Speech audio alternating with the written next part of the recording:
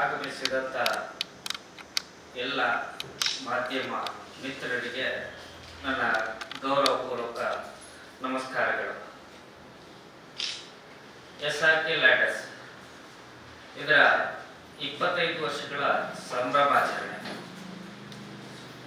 1999 November ತಿಂಗಳಲ್ಲಿ ಒಂದು ಆರಂಭವಾದ ಬಹು ಚಿಕ್ಕ ಸಂಸ್ಥೆ. ಅಂದಿನ ಸಮಯದಲ್ಲಿ ಕೃಷಿಕರಿಗೆ ಮರ ಏರಿ ಬೋರ್ಡೋ ಸ್ಪ್ರೇ ಮಾಡಲಿಕ್ಕೆ ಹಾಗೂ ಅಡಿಕೆ ಮರದಿಂದ ಅಡಿಕೆಯನ್ನು ಕೀಳಲಿಕ್ಕೆ ನುರಿತ ಕಾರ್ಮಿಕರ ಅಭಾವದಿಂದ ಸಮಸ್ಯೆಗಳ ಸಮಯದಲ್ಲಿ ಒಬ್ಬರು ಹಿರಿಯರ ಪ್ರೇರಣೆಯಿಂದ ಆರಂಭವಾದ ಒಂದು ಚಿಕ್ಕ ಪುಟ್ಟ ಸಂಸ್ಥೆ. ಮರ ಏರಲಿಕ್ಕೆ ಮಳೆಗಾಲದಲ್ಲಿ ಪಾಚಿ ಹಿಡಿದಿರುವಂಥ ಸಂದರ್ಭದಲ್ಲಿ ಸಾಧ್ಯವಾಗದ ಪರಿಸ್ಥಿತಿಯಲ್ಲಿ ಬಿದಿರು ಅಲಭ್ಯತೆ ಅಂದರೆ ಬಿದಿರು ಕಟ್ಟೆ ಹೊಡೆದ ಸಂದರ್ಭದಲ್ಲಿ ಅದು ಕೂಡ ಸಾಧ್ಯವಾಗದ ಪರಿಸ್ಥಿತಿ. ಹಾಗೆ ಇತರ ಕಬ್ಬಿಣದ ಏಣಿಗಳು ಬಹುಭಾರ ಹಾಗೂ ತುಕ್ಕು ಹಿಡಿಯುವಂಥ ಮೆಟೀರಿಯಲ್ ಆಗಿರುವುದರಿಂದ ಅಲ್ಯೂಮಿನಿಯಂನಲ್ಲಿ ಒಂದು ಏಣಿಯನ್ನು ಮಾಡಿ ಅದನ್ನು ಅಡಿಕೆ ಮರಕ್ಕೆ ಒಪ್ಪುವಂತೆ ಮಾಡಿ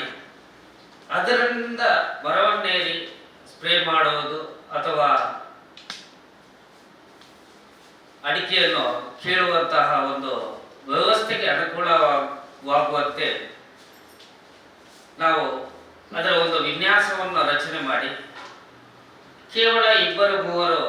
ಕಾರ್ಮಿಕರ ಜೊತೆಗೂಡಿ ಇದನ್ನು ಬಹು ಸಣ್ಣ ಮಟ್ಟದಿಂದ ಆರಂಭಿಸಿದೆವು. ನಂತರದ ದಿನಗಳಲ್ಲಿ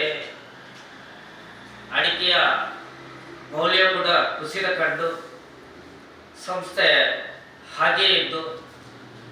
2006ರಿಂದ ಧರ್ಮಸ್ಥಳದ ಒಂದು ನಡಾವಳಿಯ ನಂತರದ ದಿನಗಳಲ್ಲಿ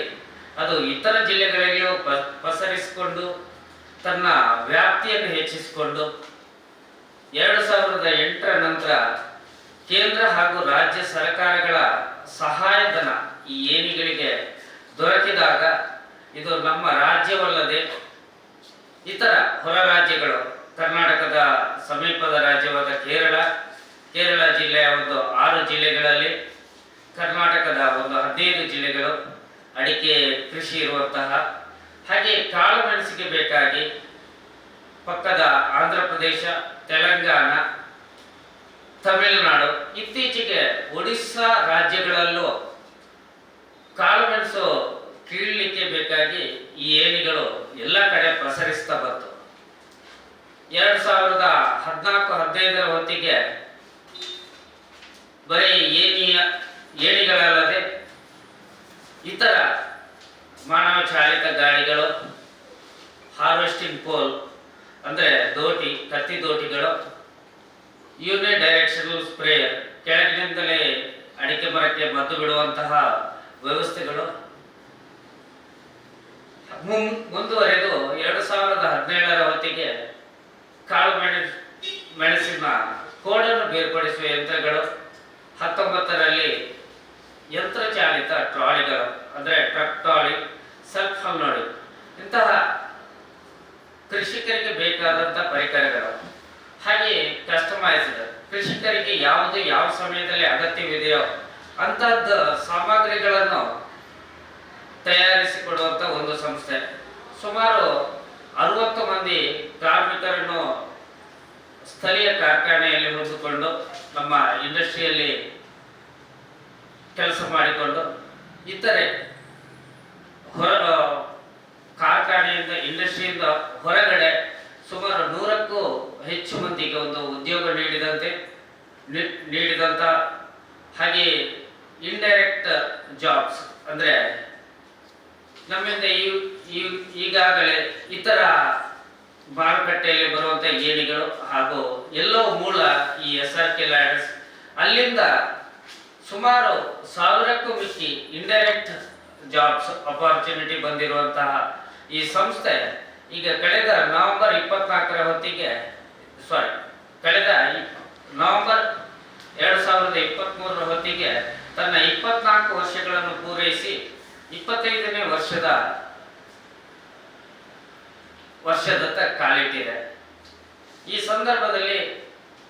ನಮ್ಮ ಸಂಸ್ಥೆಯಿಂದ ಸುಮಾರು 10 ಸರಣಿ ಕಾರ್ಯಕ್ರಮಗಳು 25ನೇ ಬೆಳ್ಳಿ ಹಬ್ಬದ ಅಂಗವಾಗಿ 10 ಸರಣಿ ಕಾರ್ಯಕ್ರಮಗಳನ್ನು ಮಾಡಿಕೊಂಡು ಇದೀಗ ಸಮಾರಂಭವನ್ನು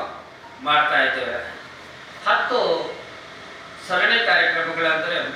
ಮೊದಲದಾಗಿ ನವೆಂಬರ್ 28ರಂದು 2023 ನವೆಂಬರ್ 28ರಂದು ರಕ್ತದಾನ ಶಿಬಿರದ ಮೂಲಕ ಆರಂಭಗೊಂಡು ನಂತರದ ದಿನಗಳಲ್ಲಿ ಸಾಂದೀಪ ವಿಶೇಷ ಮಕ್ಕಳ ಶಾಲೆಯಲ್ಲಿ ಮಕ್ಕಳಿಗೆ ಕೊಡುಗೆಯನ್ನು ನೀಡಿ ಅಲ್ಲಿ ಮಕ್ಕಳೊಂದಿಗೆ ಒಂದು ದಿನವನ್ನು ಕಳೆದು ನಂತರ ಅದೇ ಮಕ್ಕಳು 3ನೇ ಕಾರ್ಯಕ್ರಮವಾಗಿ ನಮ್ಮ ಕೈಗಾರಿಕಾ ನಿವೇಶನದಲ್ಲಿ ಸಾಂಸ್ಕೃತಿಕ ಕಾರ್ಯಕ್ರಮವನ್ನು ನೀಡಿ ಅಲ್ಲಿಯ ಶಿಕ್ಷಕರು ಹಾಗೂ ಮುಖ್ಯೋಪಾಧ್ಯಾಯರು ಪ್ರತಿಯೊಬ್ಬರಿಗೂ ಗೌರವ ಸನ್ಮಾನವನ್ನು ಮಾಡಿ ನಂತರ ಶತಮಾನದ ಅಂಚಿನಲ್ಲಿರುವಂತಹ ನಮ್ಮ ಬನ್ನೂರಿನ ಕಿರಿಯ ಪ್ರಾಥಮಿಕ ಶಾಲೆ, ಆ ಶಾಲೆಯಲ್ಲಿ ಮಕ್ಕಳಿಗೆ ಕಟ್ಟಡದ ಕೊರತೆ, ಓದಲಿಕ್ಕೆ ಕಟ್ಟಡದ ಕೊರತೆ ಇದ್ದು ಅದರನ್ನು ಒಂದು ದಿನದ 50 ಮಂದಿ ನಮ್ಮ ಸದಸ್ಯರು ಶ್ರಮದಾನದ ಮೂಲಕ 2 ಕೊಠಡಿಗಳನ್ನು ಓದಲು ಯೋಗ್ಯವಾಗುವಂತೆ, ಶಾಲೆಯ ಪಾಠ ಮಾಡಲಿಕ್ಕೆ ಯೋಗ್ಯವಾಗುವಂತೆ ತಯಾರು ಮಾಡಿ ನಂತರ ನಮ್ಮ ಪಕ್ಕದ ಶಿವರಾಮ್ ಕಾರಂತ ಶಾಲೆಯಲ್ಲಿ ಹದಿಹರೆಯದ ಹೆಣ್ಣು ಮಕ್ಕಳಿಗೆ ಆರೋಗ್ಯ ಮಾಹಿತಿ ಹಾಗೂ ಸೈಬರ್ ಕ್ರೈಮ್ ಮಾಹಿತಿಗಳನ್ನು ಒಂದು ದಿನದ ಕಾರ್ಯಾಗಾರ, ಸರ್ಕಾರಿ ಜನರಲ್ ಆಸ್ಪತ್ರೆ ಪುತ್ತೂರು ಇಲ್ಲಿಯ ರೋಗಿಗಳಿಗೆ ಹಾಲು ಹಣ್ಣು ವಿತರಣೆ ಮತ್ತು ಆರೋಗ್ಯ ವಿಚಾರಣೆಯ ಒಂದು ದಿನದ ಕಾರ್ಯಕ್ರಮ, ನಂತರ ಎಲ್ಲ SRKಯ ಸಿಬ್ಬಂದಿಗಳಿಗೆ ಕ್ರೀಡಾ ಸಂಭ್ರಮ. ಅದರೊಂದಿಗೆ ಆ ದಿನವು ಕೊಯ್ಲಾ ಜಾನುವಾರು ಸಂವರ್ಧನಾ ಕೇಂದ್ರದ ಎಲ್ಲ ಶ್ರಮಿಕ ವರ್ಗಕ್ಕೆ,